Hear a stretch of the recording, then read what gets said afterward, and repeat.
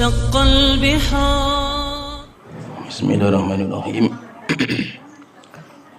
إن الحمد لله نحمده ونستعينه ونستغفره ونعوذ بالله من شرور أنفسنا ومن سيئات أعمالنا من يهده الله فلا مضل له ومن يضلل فلا هادي له وأشهد أن لا إله إلا الله وحده لا شريك له وأشهد أن محمدا عبده ورسوله أما بعد. Kita melanjutkan kitab Ushul Sunnah yang ditulis oleh Imam Ahmad bin Hanbal rahimahullah ta'ala. Dan pertemuan sebelumnya kita telah menyebutkan tentang nifaq atau kemunafikan, dan telah kita sebutkan bahwa nifaq ada dua macam. Ada nifaq akbar, nifaq yang besar, yang dinamakan dengan nifaq amali, nifaq i'tiqadi yang dinamakan dengan nifaq i'tiqadi, nifaq yang berkaitan dengan keyakinan, yaitu orang meyakini kufur kepada Allah Ta'ala dalam hatinya, tetapi secara zahir dia menampakkan Islam. Itu namanya nifaq i'tiqadi, hatinya kufur kepada Allah Ta'ala. Kemudian kedua, nifaq yang kedua dinamakan dengan nifaq asghar, nifaq kecil, atau nifaq amali, nifaq yang berkaitan dengan amalan, yang merupakan ciri-ciri orang-orang munafik. Seperti ketika berbicara berdusta, ketika diberikan amanah berkhianat, dan yang lainnya. Itu tidak mengeluarkan orang dari Islam. Sehingga nifaq ada dua. Demikian juga setelah itu beliau membahas tentang kekufuran. Kekufuran dan kesyirikan itu juga ada dua macam. Berarti di sini ada beberapa istilah yang itu nanti terbagi menjadi dua. Ada nifaq terbagi menjadi dua, nifaq akbar dan nifaq asghar. Kemudian ada syirik. Syirik pun juga ada dua, ada syirik akbar, ada juga syirik asghar. Kemudian ada juga zulm, kezaliman. Kezaliman juga ada dua, zulm akbar, kezaliman yang besar, yaitu zalim kepada Allah Ta'ala. Kemudian ada zulm asghar, kezaliman yang kecil, yaitu seseorang menzalimi diri sendiri.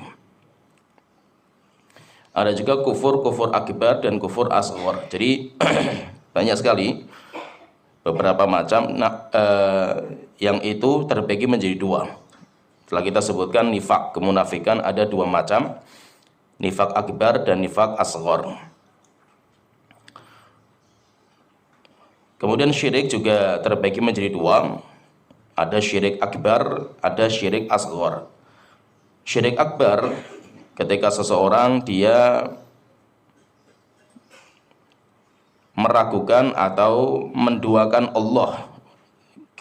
Syirik akbar itu menduakan Allah, menjadikan sekutu bagi Allah Ta'ala dan tandingan, baik dalam masalah rububiyah atau dalam masalah uluhiyah atau dalam masalah nama dan sifat Allah Ta'ala. Maka itu namanya syirik akbar.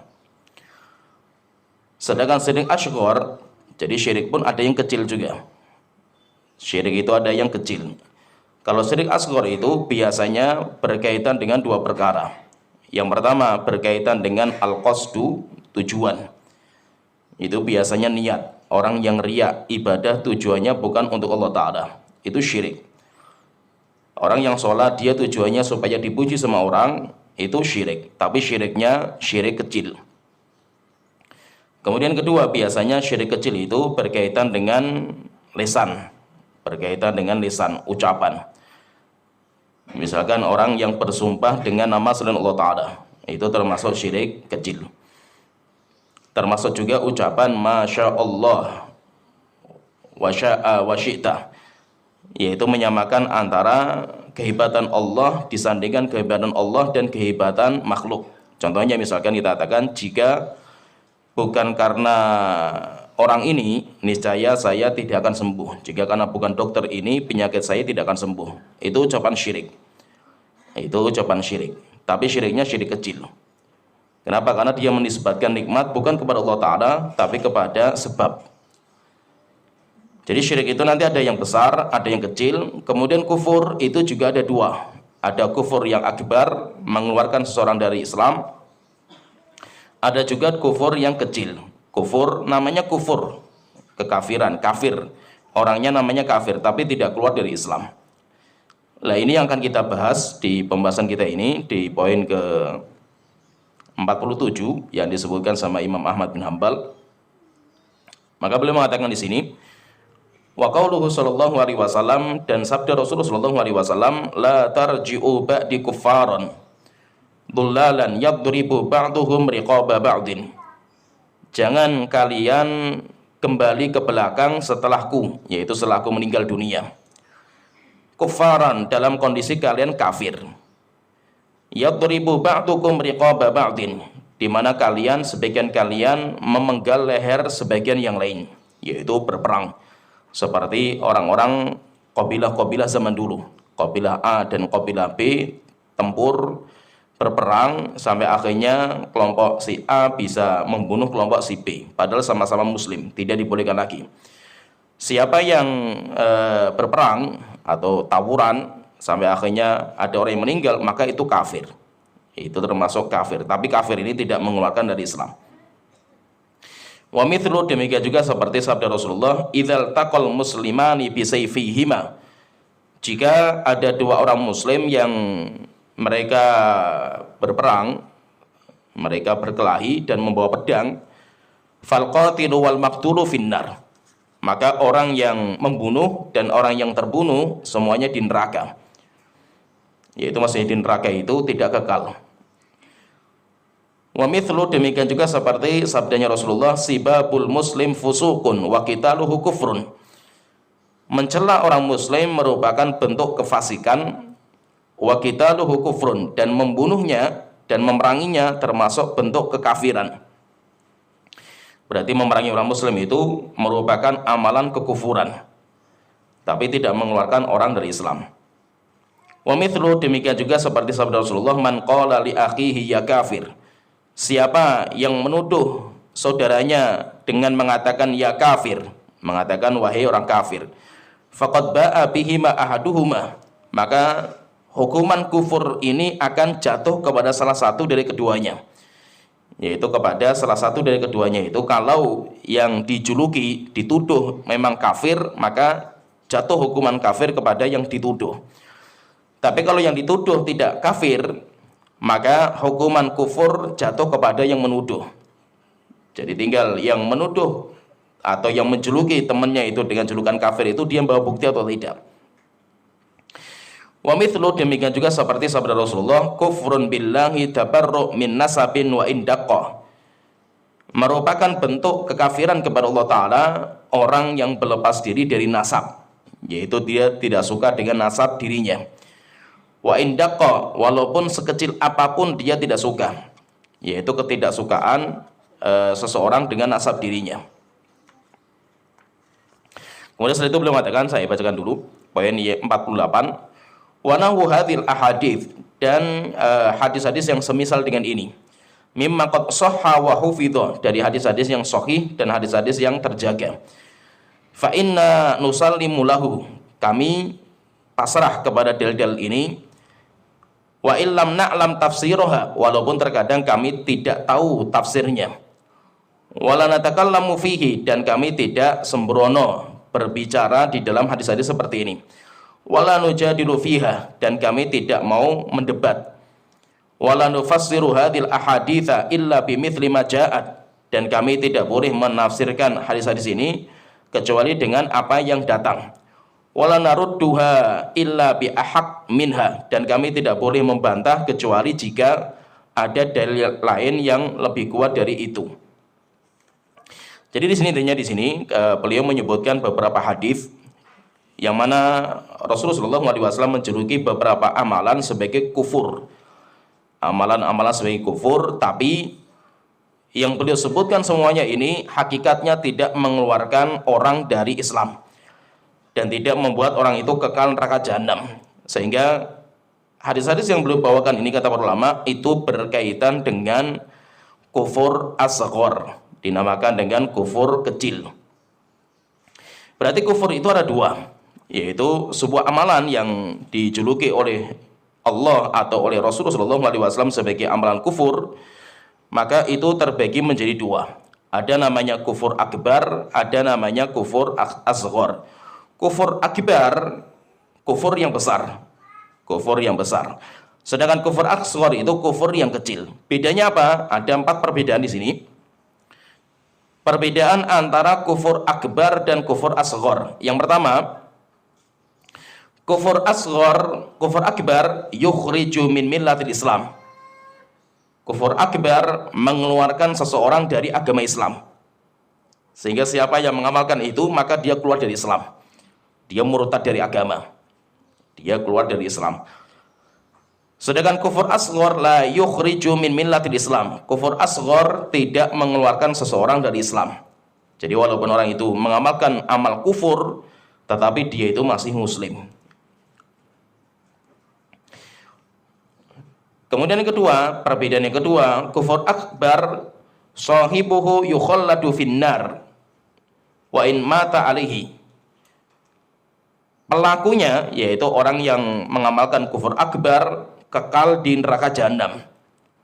Kekal di neraka jahanam selama dia belum bertobat. Kalau dia belum bertobat sebelum meninggal, maka dia kekal neraka jahanam. Sedangkan kufur asghar sahibuhu la yukhalladu finnar. Pelakunya tidak dikekalkan di neraka.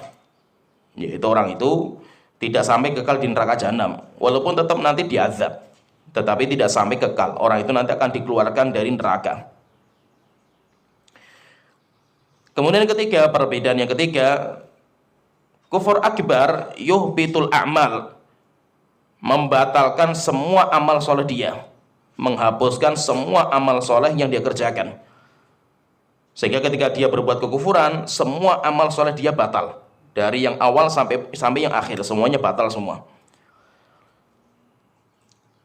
Sedangkan kufur asghar la yuhbitul a'mal, tidak sampai membatalkan amal soleh, yaitu tidak sampai membatalkan amal soleh. Kemudian yang keempat, yang terakhir, kufur akbar la yajtami'u ma'al iman. Kufur akbar tidak mungkin berkumpul dengan keimanan. Yaitu tidak mungkin dalam diri seseorang berkumpul antara iman dan kufur, yaitu maksudnya kufur akbar, itu nggak mungkin. Tidak mungkin bisa berkumpul. Sedangkan kufur asghar qad yajtami'u ma'al iman, terkadang bisa berkumpul dengan iman. Yaitu terkadang dalam hati seseorang itu dia punya iman dan dia juga punya kufur. Berkumpul dalam hati, dalam diri seseorang antara iman dan kufur asghar itu bisa berkumpul, tapi antara iman dan kufur akbar nggak bisa. Karena itu dua perkara yang kontradiksi. Kalau orang itu mukmin, kufur hilang. Kalau kufur datang, kalau orang itu berbuat kekafiran, iman keluar. Berarti ada 4 perbedaan. Ada 4 perbedaan antara kufur akbar dan kufur asghar. Jadi kalau kufur akbar, kita ulang lagi, kufur akbar mengeluarkan orang dari Islam, kalau kufur asghar tidak. Yang kedua, kufur akbar menjadikan pelakunya kekal di neraka jahanam. Sedangkan kufur asghar tidak. Kufur akbar membatalkan semua amal. Semua amal soleh yang dia kerjakan semuanya batal di hari kiamat. Sedangkan kufur asghar tidak menghapuskan amal, tidak membatalkan amal. Yang keempat, kufur akbar tidak mungkin berkumpul dengan iman. Sehingga tidak mungkin orang itu mukmin tapi dia itu mengamalkan amal kufur akbar, nggak mungkin. Karena kufur akbar itu kalau ketika diamalkan, imannya batal, sehingga imannya hilang. Sedangkan kufur asghar bisa berkumpul dengan iman. Seorang itu mukmin dan dia itu berbuat kufur asghar bisa. Berkumpul dua perkara itu bisa. Tapi kalau kufur akbar nggak bisa. Jadi berarti kufur itu ada 2, ada kufur akbar, kemudian ada kufur asghar. Kufur akbar yaitu kufur yang membuat orang itu keluar dari Islam, mengekalkan dia di neraka jahanam, kemudian dia itu batal semua amal dia, dan tidak mungkin berkumpul dalam diri seseorang antara kufur akbar dan iman, nggak mungkin. Kata para ulama, kufur akbar itu berkisar dengan 5 perkara. Jadi 5 perkara ini, inti dari kufur akbar ini 5. Jadi kufur akbar ini berkisar tentang 5 perkara ini. Sebagaimana disebutkan sama Imam Qayyim rahimahullah taala dalam kitab Madarijus Salikin, belum mengatakan kufur akbar itu sebenarnya banyak sekali. Nanti dinamakan dengan nawaqidul Islam, pembatal-pembatal keislaman. Tapi dari nawaqidul Islam yang jumlahnya banyak, itu nanti terbagi atau intinya, pusarannya, intinya itu nanti ada 5 macam. Intinya itu ada 5 macam. Yang pertama, kufur akbar itu yang mengeluarkan orang dari Islam dan orang itu kekal neraka jahanam. Yang pertama, kufrun nifaq. Kufurnya orang-orang munafik. Yang nifaknya kita sebutkan yaitu nifak akbar. Yaitu orang yang hatinya kufur, tidak beriman, tapi dia menampakkan keislaman. Sebagaimana Allah Ta'ala berfirman dalam surat Al-Munafiqun ayat ke-3. Dzalika bi annahum amanu tsumma kafaru. Yaitu orang-orang munafik itu kenapa seperti itu? Karena dia itu beriman, kemudian mereka itu kafir. Hati mereka itu awalnya beriman, kemudian mereka setelah itu kafir. Fatubi ala qulubihim, akhirnya ditutup hati mereka dengan kekufuran itu. Fahum la yafqahun, dan mereka enggak faham terhadap kekafiran tersebut. Nah, jadi kufur yang membuat orang itu kekal neraka jahanam itu kufurnya orang-orang munafik. Kemudian yang kedua, kufur yang kedua yaitu kufur takdzib. Kufurnya orang-orang yang mendustakan agama Allah Ta'ala. Jadi dinamakan dengan kufur takdzib. Dia mendustakan Al-Quran, mendustakan Rasul, mendustakan agama Islam, maka itu kufur takdzib. Berarti nanti semua yang tidak beriman, siapa yang tidak masuk Islam, maka itu nanti masuknya ke sini. Sebagaimana Allah Ta'ala berfirman dalam surat Az-Zumar ayat ke-32. Faman adzlamu mimman kadzdzaba 'ala Allahi wa kadzdzaba bisidqi idza ja'ahu. Siapa lagi yang lebih zalim daripada orang-orang yang berdusta atas nama Allah Ta'ala dan orang yang mendustakan. Berdusta dan mendustakan. Mendustakan bisidqi dengan kebenaran. Idza ja'ahu, ketika kebenaran itu datang. Alaysa fi jahannama mathwal lil kafirin. Bukankah neraka jahanam itu adalah tempat yang paling layak bagi orang-orang kafir? Yaitu orang-orang yang mendustakan. Dusta kepada dia, nggak beriman, nggak percaya dengan Allah, nggak beriman dengan Rasul, tidak percaya dengan Al-Quran, maka itu dia kafir. Kemudian yang ketiga, kufur istikbar. Kufur karena kesombongan. Yaitu hatinya sebenarnya percaya, cuma dia itu nggak mau beriman. Kenapa? Karena sombong dia. Karena sombong. Jadi kalau yang pertama itu memang hatinya mendustakan, urusan hati. Dia secara hati nggak percaya. Saya nggak percaya dengan surga, saya nggak percaya dengan neraka. Itu saya nggak percaya. Kayak itu namanya takdzib. Itu namanya takdzib. Sedangkan yang ketiga ini kufur istikbar, dia itu percaya Allah itu benar sebenarnya itu. Rasulullah itu benar.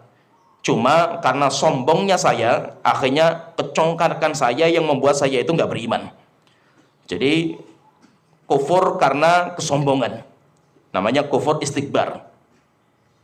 Itu kufurnya iblis. Demikian juga seperti kufurnya Yahudi, Nasrani, yang mereka tahu kebenaran Islam, tapi mereka tidak mau menerima disebabkan karena mereka menganggap lebih mulia. Sombong, congkak mereka. Sebagaimana Allah Ta'ala berfirman tentang iblis di surat Al-Baqarah ayat 34, ketika diperintahkan untuk sujud kepada Nabi Adam, mereka semuanya sujud. Illa iblisa aba wastakbara, kecuali iblis yang enggan dan sombong, merasa dirinya lebih hebat. Wa kana minal kafirin, dan iblis termasuk orang kafir. Yaitu orang yang sebenarnya hati kecil dia itu beriman, percaya. Dia hatinya nggak mendustakan. Secara hati dia itu nggak mendustakan. Cuma secara zahir dia itu mendustakan. Kenapa? Karena kesombongan dia. Yaitu motifnya nanti banyak. Kenapa kok dia itu nggak beriman sesuai dengan apa yang diyakini oleh hatinya? Motifnya banyak, entah karena motifnya merasa lebih tinggi, saya lebih mulia, seperti iblis. Dia merasa lebih mulia daripada Nabi Adam. Sampai dia mengatakan, ana khairum minhu, Tuhanku saya lebih baik daripada Adam. Khalaqtani min narin wa khalaqtahu min tin. Engkau ciptakan saya dari api, sedangkan Adam kau ciptakan dari tanah. Maksudnya versi otak saya, api itu lebih mulia daripada tanah. Sombong, karena merasa lebih mulia. Atau seperti kufurnya Yahudi, Nasrani, mereka tahu tentang Islam, bahkan mereka itu mengetahui Nabi Muhammad seperti mengetahui anak mereka sendiri. Ya'rifunahu kama ya'rifuna abna'ahum. Mereka tahu Nabi Muhammad seperti mereka mengetahui anak mereka sendiri. Cuma kenapa kok mereka nggak beriman? Karena nabinya itu kenapa bukan dari bangsa mereka?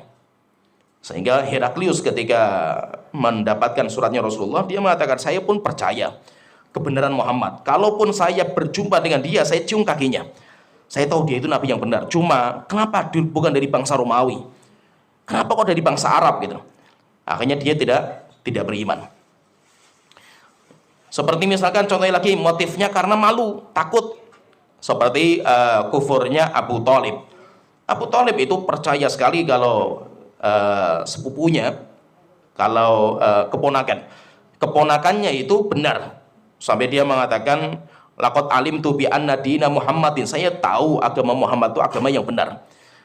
Laulal malamata, jika bukan karena celaan, saya takut celaan. Wa hadzara masabbatin, dan saya lari dari hujatan kaum saya. Engkau akan melihat saya itu pertama kali yang masuk Islam. Jadi namanya kufur istikbar. Istikbar itu enggan, sombong. Sehingga kebenaran yang dia yakini dalam hatinya enggak dia ungkapkan. Dia tidak mau menerima, itu namanya kufur istikbar. Kemudian yang keempat namanya kufur i'rad. Namanya kufur al-i'rad, berpaling. Berpaling. Jadi dia itu lari, supaya berpaling.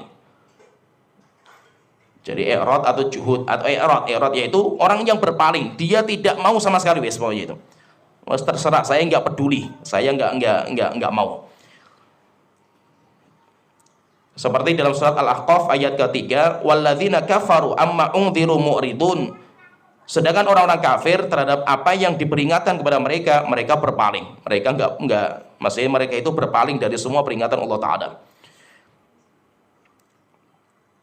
Kemudian yang terakhir, yang kelima, kufur syak, yaitu berpaling itu entah karena mereka tidak mau belajar, saya enggak peduli. Islam benar maupun tidak, saya nggak peduli. Yang penting saya nggak mau belajar, saya tidak mau nggak peduli. Ada nabi yang datang nggak peduli saya itu. Itu namanya kufur al-i'rad, berpaling. Jadi dia nggak peduli, dia nggak ada urusan saya dengan Muhammad misalnya. Yang penting mau benar maupun tidak, saya nggak peduli bawahnya itu. Dia nggak mendustakan, enggak, tapi dia itu nggak peduli sama sekali. Kemudian yang kelima, yang terakhir, kufur syak. Kufur karena keraguan dalam hatinya, dia itu ragu. Sebenarnya Islam itu benar nggak sih ya? Gitu. Sehingga dia itu hatinya itu ada keraguan benar dan tidaknya.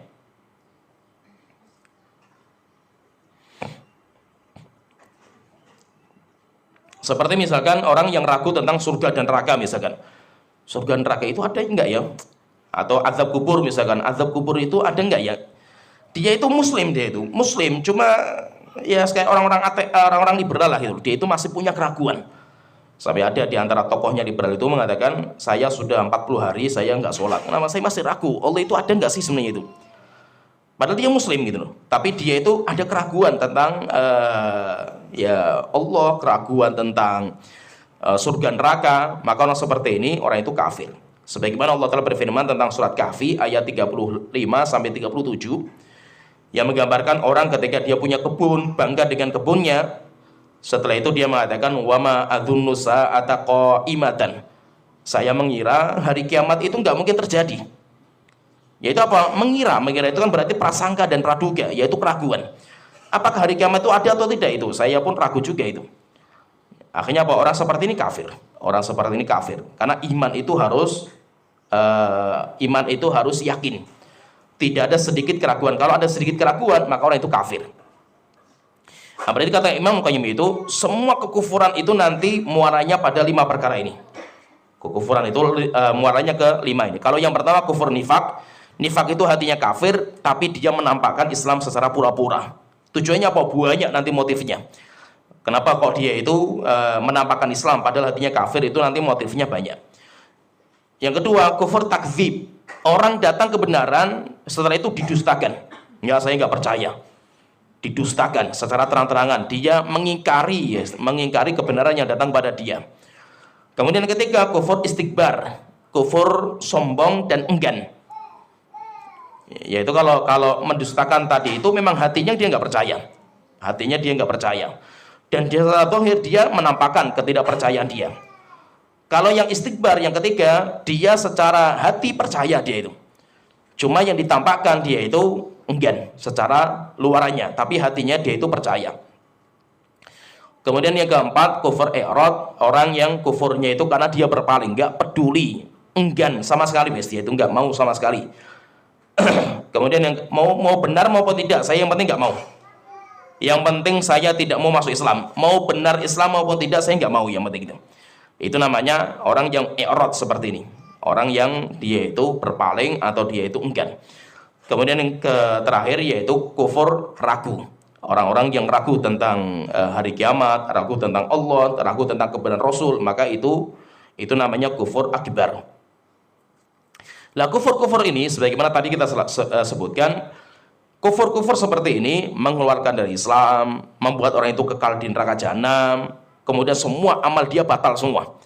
Sehingga amal soleh dia nggak ada yang bermanfaat sama sekali di hari kiamat. Kemudian tidak mungkin berkumpul dalam hati orang itu antara iman dan kufur. Sehingga kalau dia kufur, sebenarnya kufur dia itu. Sedangkan iman nggak mungkin ada, karena nggak mungkin berkumpul. Sedangkan kufur asghar, kufur kecil, namanya kufur asghar. Kufur kecil itu contohnya banyak sekali. Contohnya itu banyak sekali. Perkara-perkara yang dinamakan kufur, dianggap ini kufur, tetapi tidak mengeluarkan orang dari Islam. Lah kufur asghar ini apa? Kufur asghar itu kata para ulama, adz-dzunub allati sammaha syar'u kufran. Kufur asghar itu adalah dosa atau maksiat yang dinamakan oleh syariat dengan nama kufur. Tapi itu maksiat sebenarnya, itu maksiat tapi dinamakan dengan kufur. Walakinnahu lam yahkum ala ashabiha bil khuruji minal Islam. Tapi syariat tidak menghukumi pelakunya sebagai orang yang keluar dari Islam. Jadi sebuah dosa dan maksiat dijuluki sebagai nama kufur, dinamakan dengan nama kufur. Tetapi syariat tidak pernah memvonis pelakunya sebagai kekal neraka jahanam. Itulah seperti ini, yaitu amal-amal yang seperti ini itu dinamakan dengan kufur asghar, kufur yang kecil. Apa contohnya? Contohnya banyak sekali. Kufur kecil itu contohnya banyak. Contohnya yang pertama, contohnya membunuh orang muslim, berperang atau membunuh, yaitu memerangi orang muslim, memerangi orang muslim. Tawuran misalkan sesama muslim, sampai kelompok ini memerangi kelompok yang lain, padahal itu sama-sama muslim. Supporter bola antara supporter bola A sama B saling tawuran sampai akhirnya pada meninggal mereka, itu perbuatan kufur. Tapi apakah keluar dari Islam? Tidak. Nah, itu Rasul mengatakan sibabul muslim fusukun. Mencela seorang muslim itu merupakan bentuk kefasikan, wa qitaluhu kufrun. Dan memeranginya, menyerangnya termasuk bentuk kekafiran. Seperti misalkan Allah Ta'ala juga berfirman dalam surat Al-Hujurat ayat ke-9 sampai 10. Allah Ta'ala berfirman, wa in ta'ifatani minal mu'minina qatatalu. Jika ada dua kelompok orang muslim yang saling berperang, saling bunuh-bunuhan, fa aslihu bainahuma, maka persaudarakan mereka, yaitu damaikan mereka. Fa in baqat ihdahuma 'alal ukhra faqatilul lati tabghi hatta tafi'a ila amrillah. Jika didamaikan enggak mau, ada satu kelompok yang berbuat kezaliman, maka lawan kelompok itu, serang sampai dia itu kembali kepada agama Allah Ta'ala. Fa in fa'at fa aslihu bainahuma bil adli wa aqsitu. Dan kalau mereka itu kembali, maka damaikan lagi, yaitu ketika mau perang lagi, damaikan lagi. Innallaha yuhibbul muqsitin. Sesungguhnya Allah mencintai orang-orang yang berbuat keadilan. Di sini ada dua kelompok muslim yang saling berperang. Saling berperang, tapi Allah masih menamakan dengan muslim. Wa in ta'ifatani minal mu'minin. Jika ada dua orang, dua golongan dari orang-orang mukmin masih diduduki dengan mukmin. Padahal bahwa perbuatan itu kata Rasulullah tadi mengatakan kufrun, yaitu saling berperang antara muslim satu dengan muslim yang kedua, itu merupakan bentuk kekafiran. Tapi kafirnya tidak mengeluarkan dari Islam. Kenapa? Karena Allah pasti menjuluki sebagai orang muslim. Seperti misalkan terjadi zaman Ali bin Abi Thalib, perang beliau antara beliau dengan Aisyah dalam perang Jamal. Demikian juga antara Ali dengan Muawiyah dalam perang Siffin, itu dinamakan dengan kufur. Tapi kufur yang tidak mengeluarkan orang dari Islam. Tapi fahami, setiap amal atau dosa dan maksiat yang dijuluki dengan julukan kufur atau julukan syirik, itu dosa yang paling besar. Itu melebihi dosa maksiat. Jadi kalau sudah juluki kufur, itu dosanya mengerikan. Contohnya misalkan gini, dosa riya. Riya itu beribadah tujuannya bukan karena Allah Ta'ala. Itu telah kita sebutkan bahwa itu termasuk syirik kecil. Tapi syirik kecil, walaupun itu kecil, itu melebihi maksiat, dosa dan maksiat. Maka sebagai ulama mengatakan riya, orang yang sholat tapi tujuannya bukan karena Allah Ta'ala, orang yang sedekah tujuannya bukan karena Allah Ta'ala, itu lebih besar dosanya daripada minum khamr, daripada berzina. Kenapa? Karena dijuluki dengan julukan syirik. Setiap amal maksiat sampai dijuluki dengan kufur dan syirik itu nggak main-main, dosanya besar sekali, yaitu dosa nggak main-main. Kemudian yang kedua, contohnya lagi tentang syirik asghar, contohnya mencela nasab dan niyahah, yaitu meratap kepada si mayit. Jadi orang yang dia itu mencela nasab, misalkan kalau orang Arab itu kan nasab itu dijaga sekali, sehingga orang-orang yang rendah nasabnya itu nanti dijadikan bahan olok-olokan. Jadi orang itu mencela nasab, bahkan banyak di antara mereka itu sampai istilahnya beli nasab. Mereka itu membeli nasab, kenapa? Bangga sekali dengan nasab itu. Orang yang mencela nasab itu termasuk kufur. Demikian juga orang yang niyahah, niyah itu ketika ada orang meninggal dunia, setelah itu sampai meratap, itu juga termasuk bentuk kekafiran. Sebagaimana Rasulullah SAW beliau bersabda, "Fintani finnasi huma bihima kufrun." Ada dua kebiasaan yang masih ada di tengah-tengah kaum muslimin dan itu semuanya kufur. Itu kebiasaan kufur, kebiasaan itu. At-ta'nu fil nasab, yang pertama mencela nasab. Kemudian yang kedua an-niyahah, yang kedua adalah niyahah alal mayyit, meratap kepada si mayit. Meratap itu apa? Meratap itu dia menampakkan sesuatu ketidakterimaan dengan takdir Allah Ta'ala. Itu namanya meratap. Jadi meratap itu nanti bisa dengan ucapan, teriak-teriak, atau bisa dengan gerakan, jambat-jambat rambut, seperti juga menampar pipi, nyobek-nyobek baju. Jadi seperti itu, jadi teriak-teriak atau perbuat apa saja lah ya, menampakkan dia itu nggak terima dengan takdir Allah Ta'ala, itu namanya niyahah. Tapi kalau ada orang dia itu menangis ketika ditimpa musibah, misalkan orang tuanya meninggal, kemudian dia sedih, akhirnya dia menangis, menangis itu boleh. Menangis itu boleh. Rasulullah pun juga menangis ketika putranya meninggal. Ketika Ibrahim meninggal di pangkuan Rasulullah, Rasulullah menangis. Berarti menunjukkan apa? Menangis itu boleh. Yang penting apa? Selama dia tidak mengomong atau tidak bersikap. Maka Rasulullah mengatakan, "Innallaha la yu'adzibu bihadza." Yaitu ketika ada seseorang menangis, ketika keluarganya meninggal, Rasul mengatakan Allah tidak mengazab dengan tangisan itu, tetapi Allah akan mengazab dengan ini. Ya, akhirnya Rasulullah mengisyaratkan dengan mulutnya, yaitu apa? Orang yang teriak-teriak ketika dia itu ditimpa musibah. Dan itu kata Rasulullah mengatakan itu termasuk kufur. Niyahah itu termasuk kufur. Tapi apakah kufur itu karena kufur itu dia itu keluar dari Islam? Tidak. Tidak keluar dari Islam, tapi itu termasuk dosa besar. Dosa besar dan gak main-main. Tetapi tidak mengeluarkan orang dari Islam, tidak membuat orang itu kafir, kekal neraka jahanam, tidak. Kemudian contoh yang ketiga, contoh kufur asghar yang ketiga, contohnya orang yang menisbatkan dirinya bukan kepada bapak kandungnya. Yaitu yang ketiga, intisabul walad ila ghairi abihi.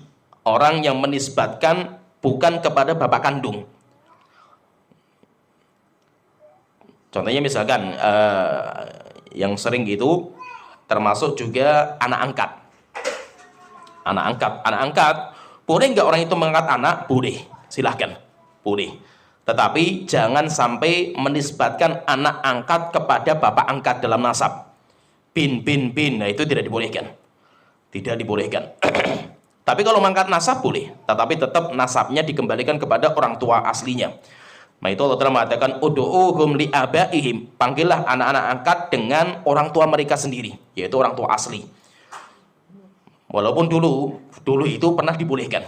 Ketika diturunkan ayat tadi ud'uhum li'abaihim itu sebagai pembatal kebiasaan orang-orang Arab jahiliyah sebelumnya.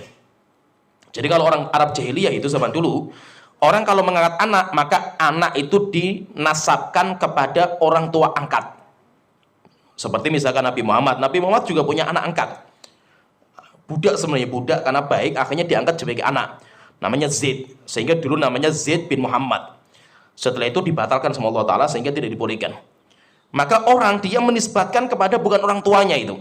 Kenapa? Karena mungkin orang tuanya orang miskin, atau orang tuanya tidak berpendidikan, atau tujuan yang lain. Akhirnya dia menisbatkan kepada orang lain yang dia bukan siapa-siapa. Atau tujuannya karena bapaknya itu misalkan dulunya karena PKI misalkan. Akhirnya jika kalau bapak saya itu ini terkenal dengan PKI, nama saya hancur. Akhirnya apa? Dia mencari bapak lain untuk dinisbatkan. Nah, seperti ini termasuk perbuatan kufur.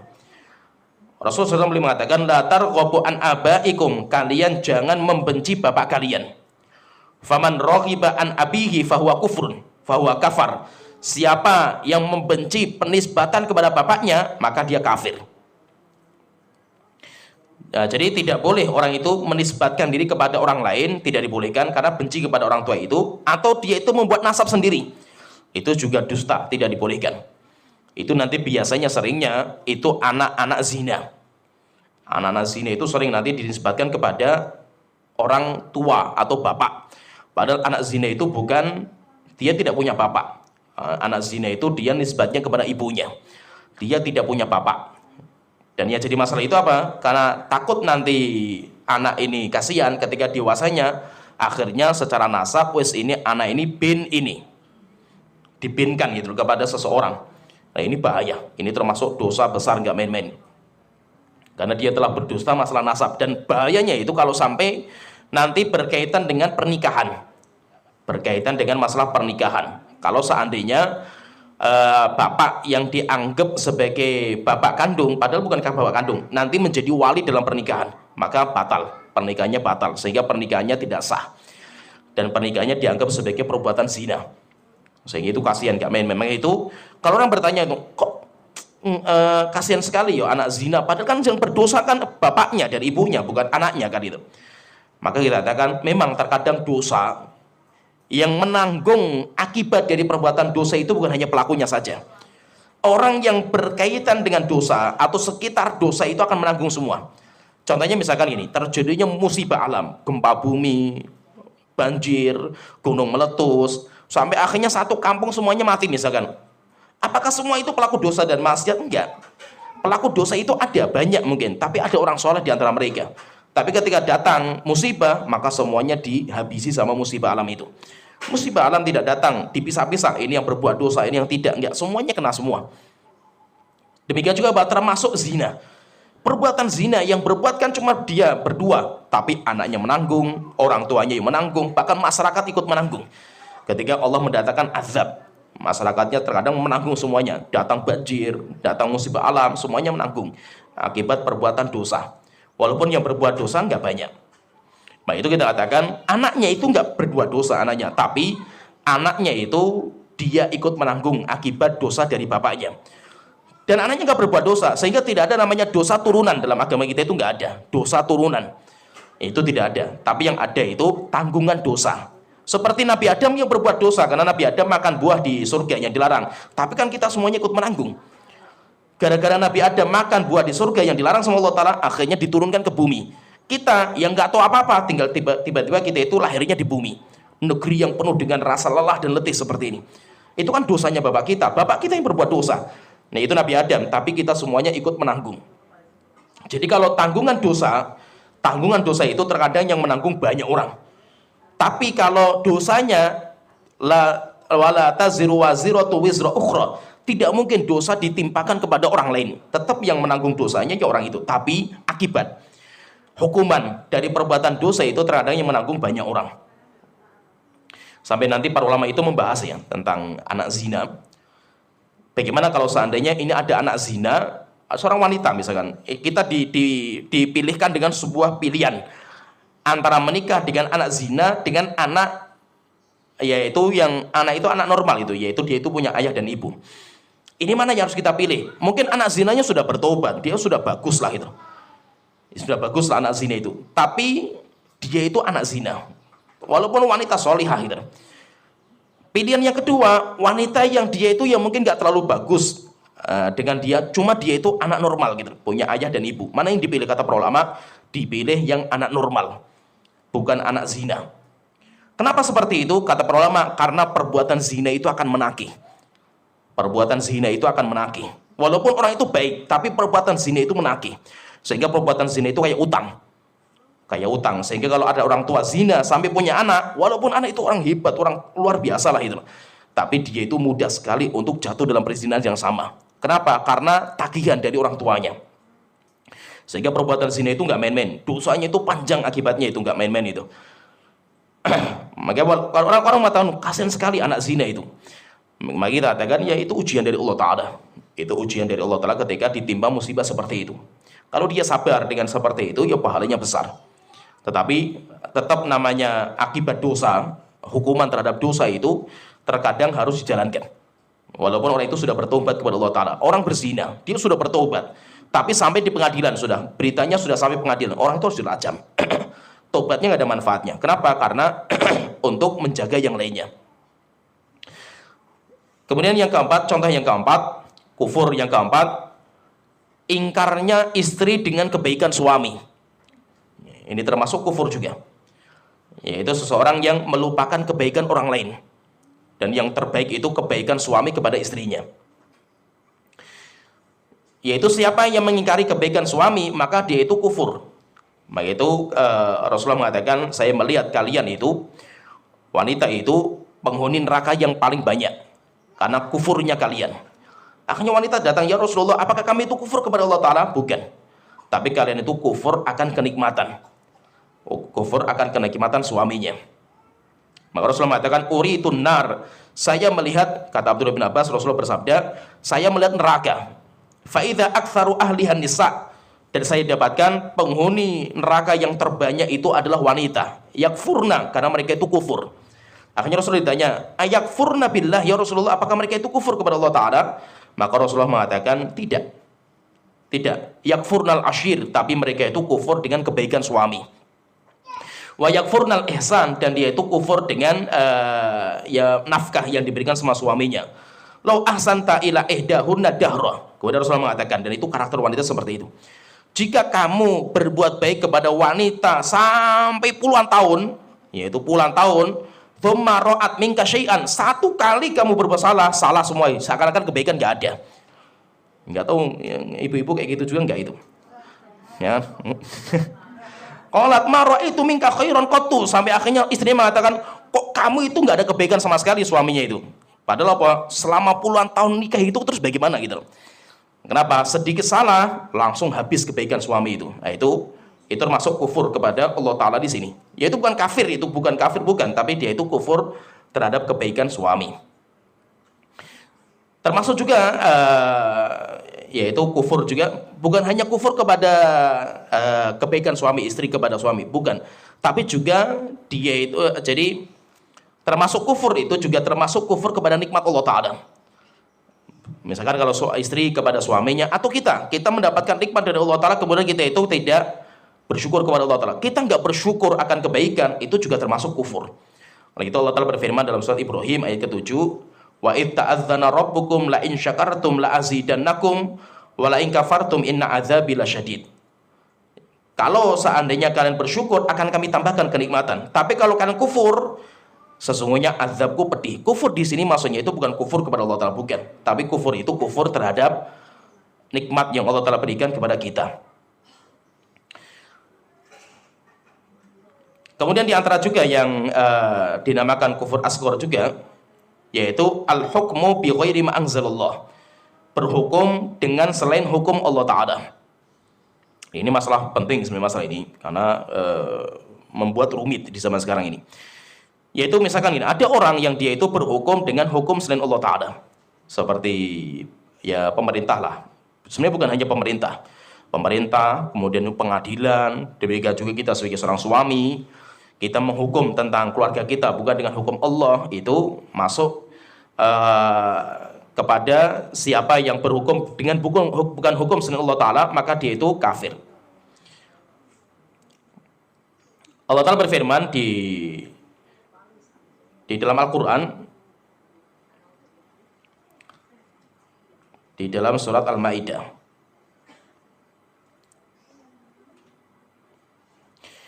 Di dalam surat Al-Maidah Allah Ta'ala menyebutkan ada 3 ayat berkaitan dengan orang yang berhukum bukan dengan hukum Allah Ta'ala. Di ayat ke-44, kemudian 45, kemudian 47. Itu semuanya berkaitan dengan hukum selain Allah Ta'ala. Cuma bedanya di situ itu nanti hukumannya apa? Hukumannya apa? Ada yang mengatakan ada ayatnya kafir, ada zalim, ada fasik, disebutkan 3. Allah Ta'ala berfirman dalam surah Al-Maidah, ayat ke-44, inna anzalna taurata fiha hudan wa nur. Sesungguhnya kami turunkan di dalam kitab Taurat petunjuk dan cahaya. Yaqumu biha nabiyyuna alladzina aslamu, di mana para nabi-nabi yang mereka masuk Islam, mereka berhukum dengan kitab Taurat itu. Lilladzina hadu warabbaniyuna wal ahbaru bimastahfidhu min kitabillah. Demikian juga para rabbaniyun dan para pendeta, mereka berhukum dengan hukum Allah Ta'ala. Wa kanu alaihi syuhada, dan mereka menjadi saksi. Fala takhshawun nasa wakhshawun, maka jangan sekali-kali kalian takut kepada manusia dalam berhukum kepada Allah Ta'ala, tapi takutlah kepadaku. Wala tashtaru bi ayati tsamanan qalila, dan janganlah kalian menjual ayat-ayat Allah dengan harga yang murah. Wa malam yakum bima anzalallah faulaika humul kafirun. Siapa yang tidak berhukum dengan hukum Allah, maka dia kafir. Ini ayat pertama. Orang yang tidak berhukum dengan hukum Allah dijuluki dengan kafir. Ayat yang kedua dalam surah Al-Maidah ayat 45. Wa katabna alaihim fiha anna nafsa bin nafsi wal aina bil aini wal anfa bil anfi wal udhuna bil udhuni was sinna bis sinni wal juruha qisas.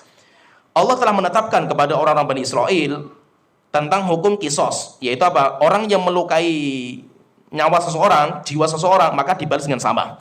Maka nyawa dibalas dengan nyawa. Orang membunuh, balas bunuh. Wal aina bil aini, siapa yang merusak mata orang, maka balas dengan dirusak matanya. Wal anfa bil anfi, yaitu hidung dengan hidung. Wal udhuna bil udhuni, telinga dengan telinga. Wasinna bis sindi, gigi dengan gigi. Wal juruha kisos, sedangkan luka, misalkan kita mukul orang sampai terluka wajahnya, maka itu ada kisosnya.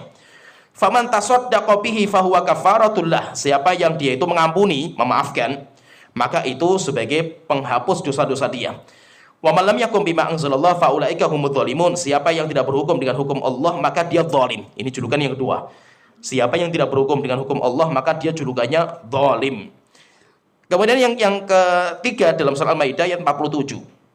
Wal yakum ahlul injili bima anzalallahu fi, hendaknya orang-orang yang dia itu memiliki kitab Injil, yaitu orang-orang Kristen berarti, mereka berhukum dengan apa yang Allah turunkan di kitab itu. Wa man lam yakum bima anzalallahu faulaika humul fasiqun, siapa yang tidak berhukum dengan hukum Allah, maka dia fasik. Ini julukan yang ketiga. Siapa yang tidak berhukum dengan hukum Allah, maka dia itu fasik. Nah, di sini berarti orang yang tidak berhukum dengan hukum Allah itu dijuluki kafir. Ada juga julukan zalim, ada juga julukan fasik. Lah, kufur di sini itu kufur apa? Abdullah bin Abbas mengatakan kufur duna kufur. Kufur yang tidak mengeluarkan seseorang dari kekafiran. Berarti apa? Orang yang berhukum dengan hukum selain Allah, maka dia itu kufur tetapi tidak mengeluarkan dari Islam. Ya, kufur yang tidak mengeluarkan dari Islam itu maka dinamakan dengan kufur asghar. Tapi nanti para ulama itu merinci. Misalkan kita di Indonesia itu kita berhukum dengan undang-undang negara yang itu karangan manusia, bikinan orang, namanya ahkam wad'iyah, yaitu hukum-hukum yang berkaitan dengan hasil karya manusia. Maka nanti hukum-hukum ini, yaitu hukum-hukum yang bertabrakan dengan Al-Quran dan hadis. Jadi nanti jadi gini, fahami dulu ya. Jadi pemerintah, pemimpin itu, mereka sebenarnya diberikan hak sama Allah untuk membuat hukum, dinamakan dengan hukum ta'zir. Jadi hukum dalam Islam itu nanti ada dua. Ada namanya hukum namanya hudud, dinamakan dengan hukum namanya hudud. Hudud itu hukum yang paten dari Allah Ta'ala. Contohnya misalkan orang yang berzina, rajam. Orang yang mencuri, potong tangan. Orang yang menuduh wanita dengan tuduhan berzina, maka dicambuk 80 kali cambukan. Itu namanya hukum-hukum hudud. Sudah jelas hukumannya ini, perbuatan seperti ini hukumannya ini. Itu namanya hudud. Kemudian kedua, hukum yang kedua, hukum yang Allah membebaskan. Silahkan pemerintah bikin sendiri. Nah, hukum seperti itu dinamakan dengan hukum ta'zir. Contohnya misalkan LGBT. LGBT itu dihukum mati. LGBT itu hukumannya mati. Tapi matinya dengan cara apa? Apakah dengan cara dirajam kayak orang berzina? Tidak. Karena dia itu bukan pezina. Terus hukumannya apa? Bebas. Silakan pemerintah menetapkan selama itu bisa membuat ta'zir. Ta'zir itu bisa membuat orang-orang itu takut dengan perbuatan LGBT. Maka itu bebas. Caranya bisa dilempar dari gedung tinggi, atau bisa dibakar, atau bisa digantung. Silakan, bebas. Pemerintah yang penting hukumannya mati. Contoh lagi misalkan orang yang dia itu minum khamr. Dulu zamannya Rasulullah itu ketika ada orang minum khamr dicambuk sama Rasulullah 40 kali cambukan. Setelah itu zaman Ali orang cuma 40 kali cambukan akhirnya diremehkan. Akhirnya zaman Umar itu, ketika zaman Umar ditambah sampai 80 kali cambukan. Setelah itu Umar bin Khattab mengatakan, jika 80 kali cambukan orang itu nggak bertaubat atau dia itu tidak takut, akan saya tambah lagi menjadi 100 cambukan. Itu namanya tambahan seperti itu namanya hukum ta'zir. Pemerintah itu boleh. Maka itu pahami di sini ya, pahami. Undang-undang negara kita, jika memang itu nggak tabrakan dengan hukum Allah dan Rasulnya, maka itu boleh. Dan itu wajib ditaati. Itu wajib ditaati. Jika memang itu tidak ada unsur melanggar aturan Allah dan Rasul. Contohnya misalkan undang-undang yang berkaitan dengan lalu lintas, atau undang-undang yang berkaitan masalah pernikahan, atau masalah pencatatan, atau yang ini banyak itu. Itu melanggar hukum Allah enggak, karena memang hukum Allah enggak ditetapkan. Contohnya misalkan orang warga negara itu harus bikin KTP. Itu namanya undang-undang manusia. Ini melanggar hukum Allah enggak? Boleh, pemerintah memiliki hak seperti itu, boleh. Tapi kalau undang-undang yang melanggar, contohnya orang yang berzina, hukumannya penjara. Orang yang membunuh, penjara. Dan yang itu, maka ini melanggar. Ini melanggar. Tidak boleh kita taat kepada pemimpin dalam masalah ini, kecuali kalau kita dipaksa. Kita dipaksa. Pertanyaan di sini sekarang, bagaimana kalau kita itu sebagai pengadilan? Bukan kita masyarakat loh, kita sebagai pengadilan, kita sebagai hakim pengadilan, atau sebagai pemerintah yang menetapkan bahwasanya orang yang berzina kalau sudah 17 tahun ke atas tidak boleh dihukum. Ya, masalah rajam dibuang dalam negara kita misalnya, nggak boleh. Terus hukumannya apa? Hukumannya di penjara. Orang mencuri hukumannya seperti orang itu yang menetapkan, dia sebagai hakimnya ngetok palu. Kamu mencuri, benar, ya kamu penjara 5 tahun.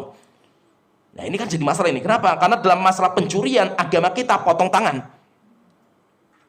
Ya kan? Korupsi misalkan ada orang terjerat kasus korupsi, didatangkan di pengadilan ngetok palu, orang itu di penjara 20 tahun.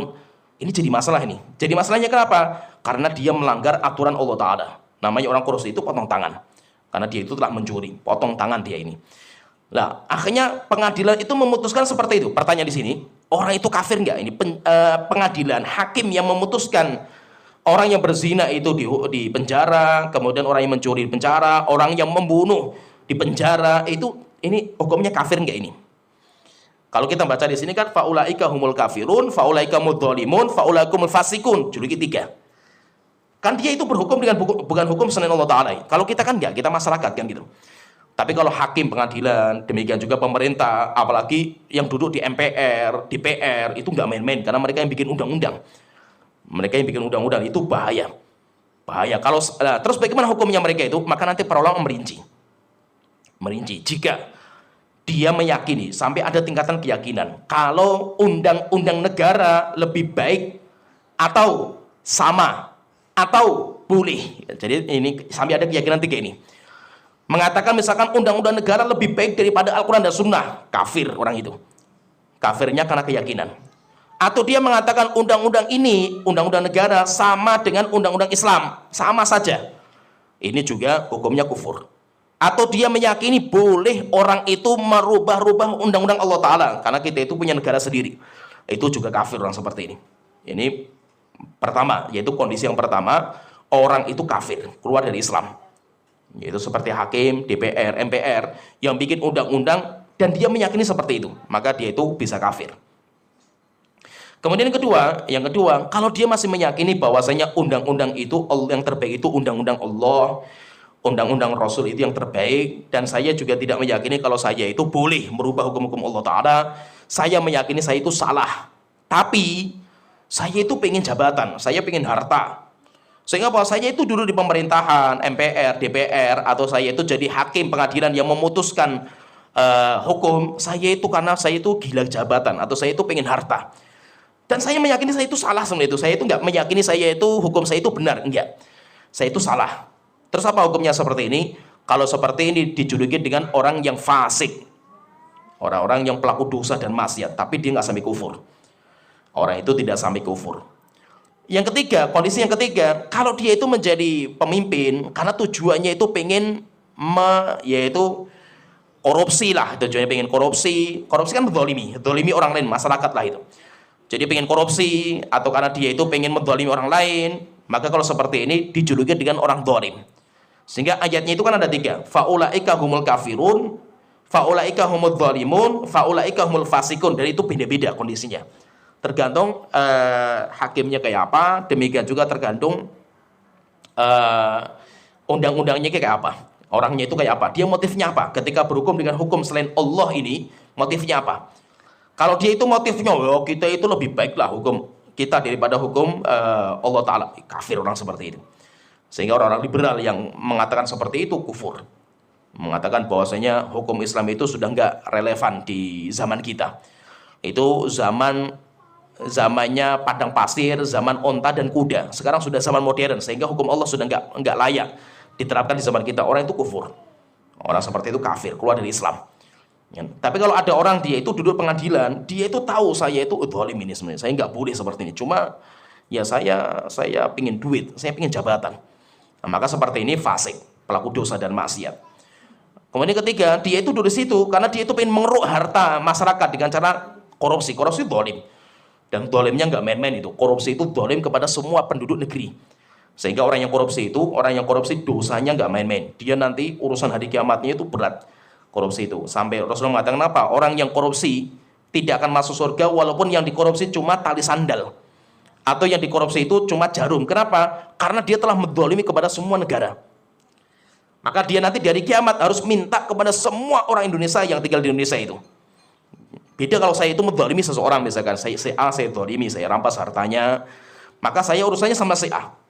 Kalau si A belum memaafkan, ya urusannya sampai hari kiamat. Tapi kan mendingnya itu apa? Cuma satu orang yang saya zalimi itu. Tapi kalau yang saya zalimi itu satu negara, mengerikan itu nanti itu di hari kiamat.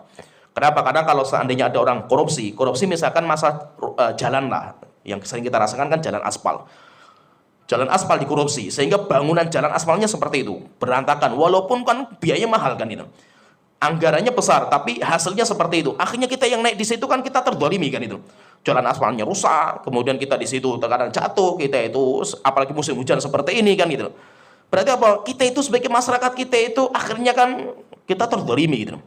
Nah, berarti apa? Berarti orang-orang yang korupsi jalan, semua yang merasa terzalimi, masyarakat semua itu berarti harus diminta maaf atau diminta penghalalan.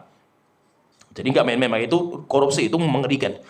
Tidak main-main itu. Korupsi itu tidak main-main. Makanya kalau orang tidak kuat untuk bisa adil di dalam masalah jabatan dia itu, jangan sekali-kali masuk. Jangan sekali-kali masuk. Kenapa? Karena semua orang akan tergoda. Maka Rasulullah mengatakan siapa yang mendekati pemimpin kekuasaan, dia mesti akan jatuh. Kenapa? Karena sudah lihat duit, sudah lihat jabatan, itu semuanya orang itu mesti tidak bisa menahan diri. Walaupun dia itu orang sebelumnya orang-orang hebat-hebat. Nah itu biasanya apa? Orang bisa mencaci maki penguasa dan yang lainnya itu karena Anda itu belum pernah menjadi penguasa. Orang-orang mencaci maki penguasa, demo besar-besaran, ketika nanti mereka itu jadi penguasa, korupsi lagi kan itu. Kenapa? Karena memang kekuasaan itu sangat lezat. Orang menjadi pemimpin itu kan semuanya ada. Wong tinggal dia isyarat saja itu, tentara, militer semuanya jalan semua gitu. Hebatnya kekuasaan kan seperti itu. Akhirnya apa? Semua orang itu nafsu untuk mendapatkan jabatan. Nah, tapi apa? Kekuasaan ini bahaya. Bahaya kalau kita itu nggak kuat. Kalau kita bisa berbuat adil ketika menjadi pemimpin, pahalanya luar biasa besarnya. Termasuk 7 golongan yang dinaungi sama Allah Ta'ala itu. Yang pertama itu imamun adil, pemimpin yang adil. Kenapa imam yang adil dulu? Karena paling berat. Sehingga nanti pemimpin yang adil itu nanti dikumpulkan bersama para malaikat. Dia, pemimpin yang adil itu nanti di hari kiamat, dia itu punya mimbar-mimbar cahaya. Saking beratnya mereka menjadi pemimpin yang adil di dunia. Luar biasa, nggak main-main. Tetapi kalau sampai dia itu curang, ya dosanya pun nggak main-main. Mengerikan. Nah, jadi intinya orang yang berhukum dengan hukum Allah Ta'ala tidak semuanya kafir. Ada yang kafir, ada juga yang tolim, ada juga yang fasik. Semuanya tergantung pada kondisi masing-masing. Ya sampai sini pembahasan kita tentang perbedaan antara kufur akbar dan kufur asghar. Jadi ada nifak akbar, nifak asghar, ada juga syirik akbar, syirik asghar. Ada juga kufur akbar dan kufur asghar. Semuanya ada rincian masing-masing. Ya sampai sini akhiru dawana. Alhamdulillahirabbil alamin. Sallallahu alaihi Muhammad wa ala alihi wa sahbihi ajmain.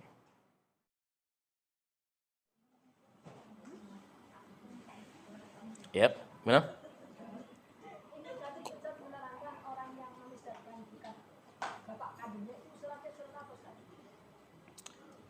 Bukan surat. Itu bukan surat, itu hadis. Suratnya enggak, itu hadis. Kalau untuk anak angkat, ya anak angkat nisbatnya kepada orang tua kandung, binnya tetap kepada orang tua kandung. Yang tadi ud'uhum li abaihim. Saya tak carikan. Sebentar. Dalam surat Al-Ahzab ayat kelima. Ud'uhum li abaihim.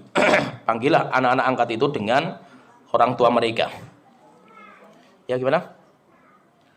misalkan ada anak hasil zina, Ya. dia sudah bertaubat nasuha, apakah dosa yang dituliskan dari orang tua yang berzina bisa berhenti atau gimana? Bisa apa? Berhenti kan dosa turunan dari orang tua yang berzina kan turun ke anak. Ya. Lalu si anak itu bertaubat nasuha, apakah itu masih diturunkan lagi ke anak itu? Jadi masih itu gini. Namanya dosa zina itu menagih. Namanya menagih itu belum tentu terjadi. Belum tentu terjadi. Bukan berarti kalau anak zina mesti dia akan berzina juga. Enggak, belum tentu. Tapi dorongan dia atau pintu terbuka lebar untuk dia itu mengikuti warisan orang tua. Jadi ketika terbuka lebar seperti ini, hati-hati, kita itu masih hati-hati. Apakah pasti orang itu berzina? Belum tentu. Mungkin dengan keimanan dia, ketakwaan dia, akhirnya dia itu bisa menyelamatkan dirinya, anak zinanya itu. Sehingga dia tidak berzina lagi. Tapi apakah kita itu bisa masih menjamin? Belum tentu, karena dorongan itu kuat sekali gitu. Dan rupanya kenyataannya itu Masya Allah sering kita lihat seperti itu. Kenyataannya itu biasanya anak-anak zina itu yang nanti berzina juga gitu. Itu kenyataan di mana-mana terjadi. Tapi apakah pasti seperti itu? Belum tentu. Belum tentu. Maka tinggal taubatnya kepada Allah itu dikuatkan, taubat kepada Allah Ta'ala. Terkadang kalau dia bukan anaknya, nanti cucunya. Kalau tidak anaknya, cucunya. Kalau tidak cucunya, nanti mungkin saudaranya. Jadi nanti kayak gitu. Dosa zina itu akan menagih terus. Sehingga hati-hati. Tapi tidak mesti kalau anak berzina, mesti dia nanti akan menjadi pezina juga. Enggak mesti. Enggak mesti. Mungkin dengan iman dia, takwa dia, akhirnya dia itu bisa selamat. Wallahu a'lam. Misalnya anak hasil zina, Hah? waktu nikah, pakai walinya bukan berarti Dia nggak punya wali kecuali wali hakim. Walinya hanya wali hakim. dia tuh walinya ada tapi asal boleh nggak? Ya, anak zina itu walinya cuma satu. Walinya cuma wali hakim, nggak ada yang lain. Misalnya kalau udah terjadi, saksikan lagi atau gimana? Lah KUA-nya ada nggak? Pokoknya ada, tapi walinya tuh dimatikan orang. Oh enggak, itu berarti batal, pernikahannya batal. Berarti harus nikah lagi. Terus nikah lagi bagaimana caranya? Datang ke KUA, nikah lagi di KUA, biar yang nikahkan KUA. Nggak bisa, kiai nggak ada hubungan sama sekali. Wali itu cuma dua. Wali itu cuma dua. Wali nasab bagi orang yang punya nasab. Kemudian yang kedua, wali hakim bagi orang yang tidak punya hak nasab. Selain itu nggak ada. Maka kiai, ustadz nggak bisa menjadi wali. Kenapa? Hubungannya apa dia itu? Nggak bisa. Wali cuma dua, wali nasab atau wali KUA bagi orang yang tidak punya nasab. Kalau misalkan ada orang dia punya nasab kok dipindah ke KUA, itu pun nggak bisa. Harus nasabnya dulu, kecuali kalau nasabnya sudah mewakilkan. Walinya nasab itu mewakilkan kepada KUA untuk menikahkan, itu boleh. Nah, jadi tidak sembarangan kiai tiba-tiba nikahkan. Nah, kiai itu urusannya apa? Dia nggak ada urusan sama sekali kan itu. Nah, jadi wali cuma 2 saja. Maka kalau orang anak zina, walinya cuma 1 berarti. Walinya adalah wali hakim, yaitu KUA. Kalau tidak dinikahkan sama KUA, batal berarti pernikahannya. Wallahu a'lam. Tetap harus ada wali. Wali itu ada, harus. Lah wali nasabnya ada enggak? Kalau ada ya wali nasab. Jadi selama wali nasab itu ada, harus wali nasab. Kecuali kalau orang tidak punya wali nasab, nah kembalinya ke wali hakim. Tapi kalau ada, atau walaupun dia itu sudah janda, tetap harus pernikahan itu harus ada wali. Tidak ada wali, batal pernikahan itu. Karena syarat harus. Wallahu a'lam.